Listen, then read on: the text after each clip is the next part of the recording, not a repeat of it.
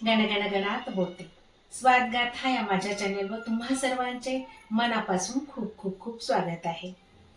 पारंपरिक जुन्या रेसिपीज, नवीन देशी विदेशी या सगळ्या रेसिपीज मी तुमच्यापर्यंत पोहोचवायचा प्रामाणिक प्रयत्न करत आहे. तर त्याला भरभरून प्रतिसाद द्यावा अशी मी आशा करते. तर या रेसिपीज तुम्हाला पाहायच्या असतील तर त्यासाठी स्वादगाथा चॅनेलला लवकरात लवकर भेट द्या. घरच्या घरी उपलब्ध असणाऱ्या साहित्यामध्ये सोप्या आणि झटपट कृतीने मी या रेसिपीज तुम्हाला करून दाखवते, याचा मला खूप आनंद वाटत आहे. तर असंच भरभरून प्रेम मला द्या आणि माझ्या रेसिपीज तुम्ही नक्की करून पहा. तुम्हाला पण नक्की आवडतील आणि तुमच्या घरच्यांना पण नक्की आवडतील. तर तयार आहात ना माझ्या या सफारीला? चला तर मग त्यासाठी लवकरात लवकर सबस्क्राईब करा माझ्या चॅनेलला आणि इथून जर पुढच्या सर्व रेसिपीज तुम्हाला पाहायच्या असतील तर बेल आयकॉन करायला विसरू नका. चला तर मग वेळ न वाया घालवता आपण रेसिपीला सुरुवात करूया.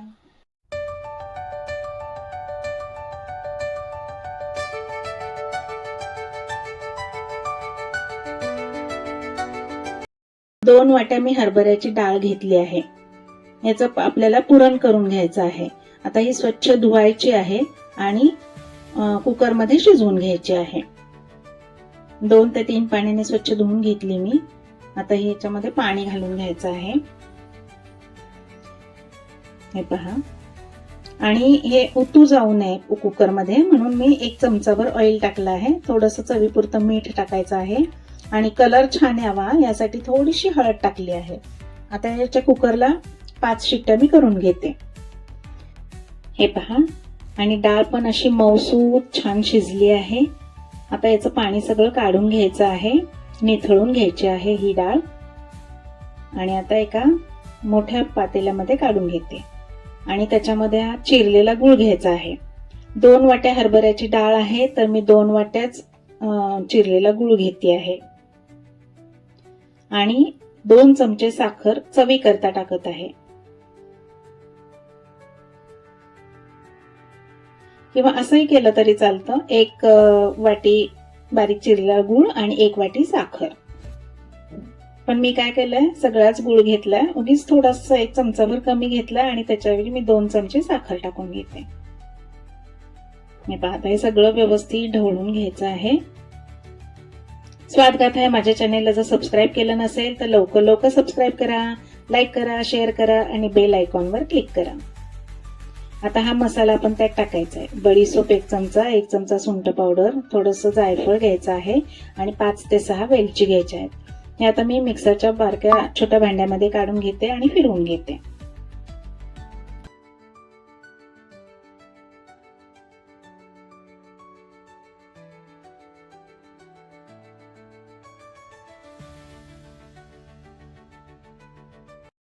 आता हे पहा, ही सगळी पावडर झाली आहे.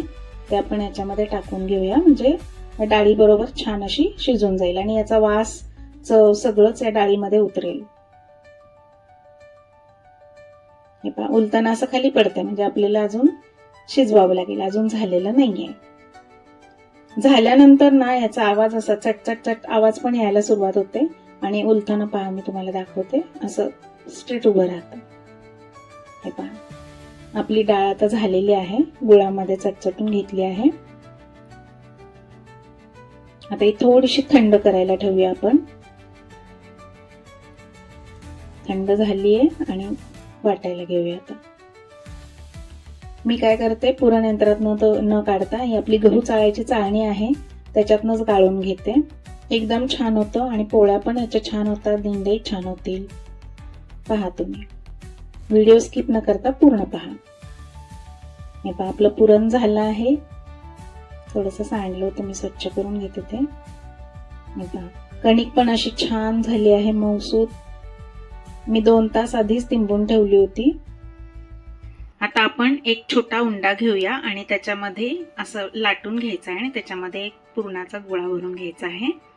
वरचं जास्तीचं झालेलं पीठ आहे ते मी काढून घेतेय आणि हे पहा, अशी पोळी छान लाटायची आहे. आता मी असं थापून घेतलं की पुरण सगळीकडे व्यवस्थित पसरलं जातं. हे पहा, आता पोळी मी दोन्ही बाजूने शेकून घेते. मस्त तुपाची धार आता सोडूया वर आपण. आणि खमंग दोन्ही बाजूनी शेकून घ्यायच्या आहेत.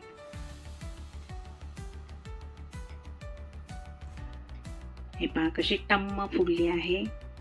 अशी टम्म फुगलेली पोळी, वरणात सोडलेली तुपाची धार, अशी खमंग खुसखुशीत पोळी माझी फेवरेट डिश आहे. तुम्हाला आवडते का सांगा. तुम्हाला जर माझी रेसिपी आवडली तर तुम्ही पण नक्की करून पहा आणि मला कमेंट करायला विसरू नका. हे पहा, मी अशाच आता सगळ्या पोळ्या करून घेते आणि मग आपण आता कटाची आमटी पण करूया. भाजताना दोन्ही बाजूने तूप लावून भाजून काढायच्यात, म्हणजे पोळ्या एकदम छान मऊ लुसलुशीत राहतात.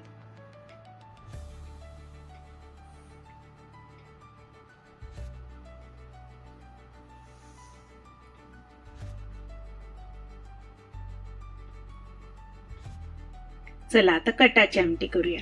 त्यासाठी मी इथे एक कांदा असा गॅसवर भाजून घेतला आहे. त्याच्यानंतर हे सुकं खोबरं आहे तर ते मी थोडंसं भाजून घेते आहे.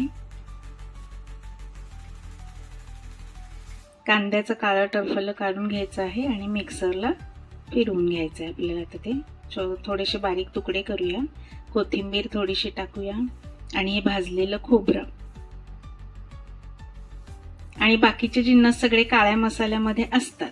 काळा मसाला माझा घरीच बनवलेला आहे मी. हे पहा, आता फोडणी करूया आपण. त्याच्यामध्ये हे केलेलं वाटण आहे ते टाकून घेऊया. खमंग अशी फोडणी बसवायची आहे आणि मसाला पण सगळा फ्राय करायचा आहे. त्याच्यामध्ये मी लसूण आल्याची पेस्ट टाकली आहे, हळद आणि हिंग. आता त्याच्यामध्ये आपण 1 चमचा बेडगी मिरची पावडर टाकूया, म्हणजे रंग सुंदर येईल. 1 चमचा लाल तिखट, 1 चमचा काळा मसाला आणि 1 छोटासा चमचा गोडा मसाला. आता हे सगळं व्यवस्थित मिक्स करून आपण फ्राय करून घेऊया.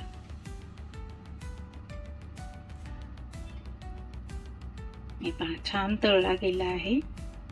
आता त्याला झाकण ठेवून थोडीशी वाफ देऊन घेऊया. हे पहा, तेल सुटल्यासारखं झालंय त्याला. आता हा जो कट काढून ठेवला होता ना आपण डाळ शिजवताना, तर तो आपण आमटीसाठी वापरणार आहोत.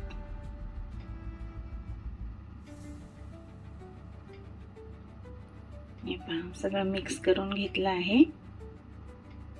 आता स्वादानुसार मीठ टाकून घ्यायचं आहे आणि एक छान उकळी काढून घ्यायची आहे. झाली आपली ही कटाची आमटी.